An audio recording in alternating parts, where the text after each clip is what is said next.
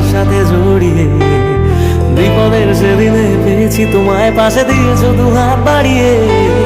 সহস্র লড়াই লড়ে গেছো চুপ করে নতুন সেদিনের খোঁজে।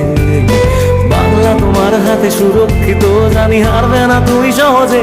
সবুজ সেনার সেনাপতি, যুব সমাজের নতুন জীবন এগিয়ে চলার সাহস।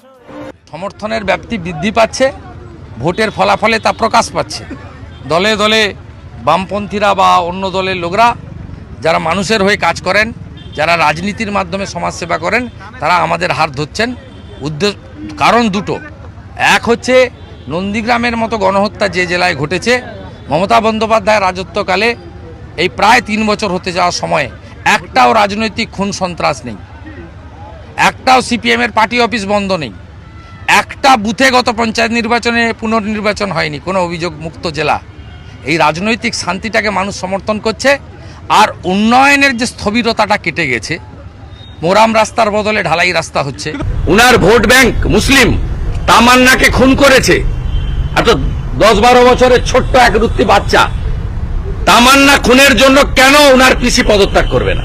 ব্যাপক উন্নয়ন হয়েছে, ব্যাপক উন্নয়ন হয়েছে। শুধু রেলে যদি আপনি এই বলি, সেটা হচ্ছে দীঘা তমলুক রেলপথ মমতা বন্দ্যোপাধ্যায়ের হাত ধরেই হয়েছে 99 সালে, এটা সবাই জানে। মমতা বন্দ্যোপাধ্যায় যদি রেলমন্ত্রী না হতেন সেদিন দীঘা তমলুক রেলপথ কোনোদিন হতো না। কে? হরিদাস পাল। নন্দীগ্রাম নাম থাকলে ওর পিসি দিদি থেকে দিদিমা হতো, জীবনে মুখ্যমন্ত্রী হতো না।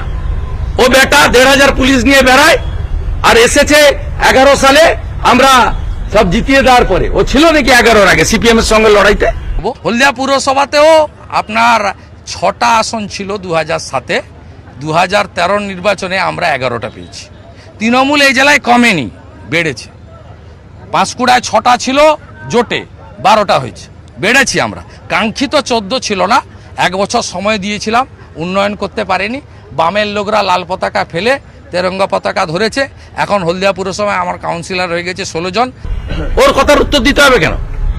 ও যার আলোকে আলোকিত, ওর পিসি মমতা ব্যানার্জিকে আমি হারিয়েছি। উত্তর দিলে চলে যান, দীঘাতে জগিং করতে গেছে। We want resignation of Mamata Banerjee. She should quit from her chair.